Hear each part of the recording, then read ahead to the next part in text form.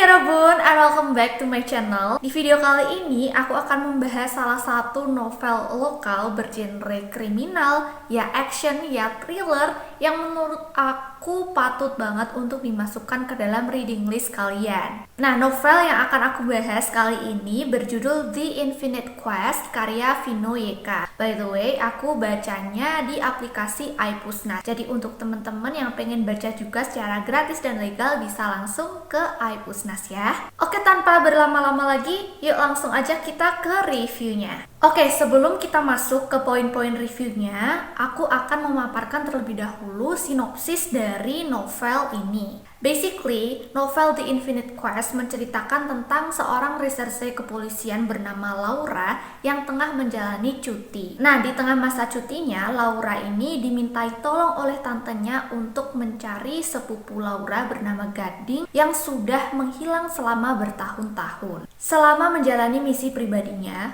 proses penyelidikan yang Laura lakukan itu justru membawanya pada seorang pengusahawan sukses bernama Artawan Narpati. Nah, apakah Laura ini kemudian berhasil menemukan sepupunya yang hilang selama bertahun-tahun, dan apa hubungan dari menghilangnya Gading dengan pengusaha besar Artawan Narpati? Teman-teman bisa baca bukunya untuk tahu kelanjutan ceritanya. Alright, masuk ke poin-poin reviewnya. Pertama, aku mau bilang kalau novel ini cocok banget untuk teman-teman yang kurang suka baca novel tebel. Karena novel ini merupakan tipe-tipe novel yang alur ceritanya itu singkat, padat, dan jelas. Sehingga halamannya pun nggak setebal novel-novel detektif maupun novel-novel thriller di luar sana. Dan di sini teman-teman tuh nggak bakalan dibikin pusing dengan alur penyelidikan yang sangat mendetail dan panjang, karena di sini proses penyelidikannya benar-benar disampaikan secara to the point. Selain itu, bahasa yang digunakan di novel ini juga sangat ringan, mudah dipahami. Jadi tentu saja tidak membutuhkan waktu lama bagi kita untuk menyelesaikan novel ini. Terlepas dari alur ceritanya yang memang singkat, padat, dan jelas, selain novel ini cocok untuk dibaca teman-teman yang nggak terlalu suka dengan alur cerita yang bertele-tele, menurut aku novel ini juga pas banget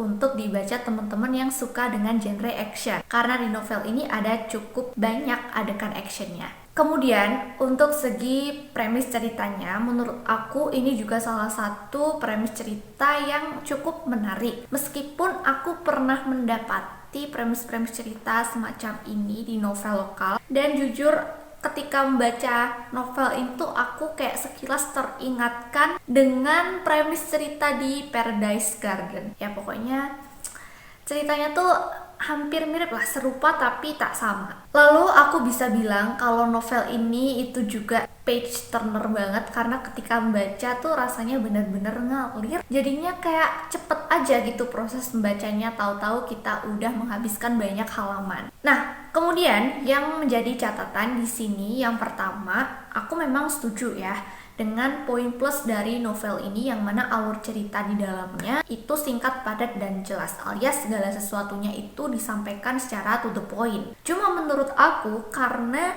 di novel ini itu disampaikannya benar-benar to the point itu, jadi kayak ada beberapa detail yang agak kurang aja. Soalnya novel ini kan genrenya lebih ke thriller gitu ya, yang mana biasanya novel thriller itu poin keseruannya ada di kerumitan ketika teka-teki itu belum terjawab dan pada proses penyelidikannya. Tapi di sini tuh bener-bener kayak segala sesuatunya sangat amat to the point, disampaikan secara gamblang gitu ya.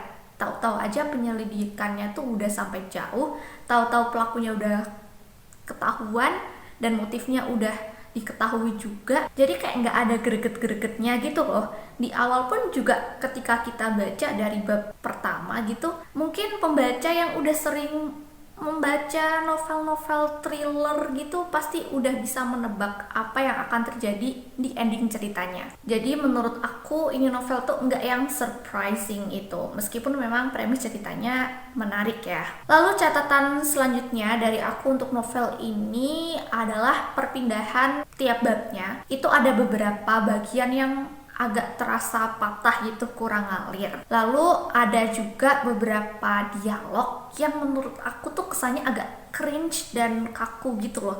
Bayangannya kayak ketika kita lagi lihat film atau sinetron, terus yang memerankan adalah pemain bayaran yang memang dia itu backgroundnya bukan artis, bukan pemain teater, dan memang belum pernah punya jam terbang untuk acting gitu ya. Jadi tuh rasanya ketika kita baca dialognya bener-bener kayak kaku gitu loh, kayak aneh gimana gitu. Tapi overall novel ini cukup menarik untuk dibaca dan layak untuk dimasukkan ke dalam reading list teman-teman. Dan untuk teman-teman juga yang lagi ingin mengejar target baca, bisa coba untuk baca novel ini karena halamannya nggak banyak. Atau untuk teman-teman juga yang lagi coba-coba untuk membaca novel bergenre thriller, kriminal, bisa deh cobain untuk baca novel ini, karena menurut aku meskipun genrenya kriminal, thriller, tapi ini tuh masih dalam kategori ringan. Nah, berdasarkan poin-poin review yang aku sampaikan, aku kasih rate novel ini 3,5 dari 5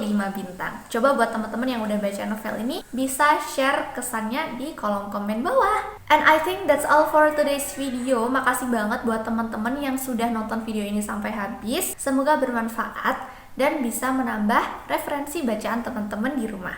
Kalau teman-teman suka video seperti ini, jangan lupa untuk klik like-nya, subscribe buat yang belum subscribe, dan nyalain lonceng notifikasinya supaya tidak ketinggalan video baru dari aku. Kalau teman-teman pengen request juga, langsung aja ke kolom komen di bawah. Dan sampai jumpa di video-video selanjutnya. Annyeong!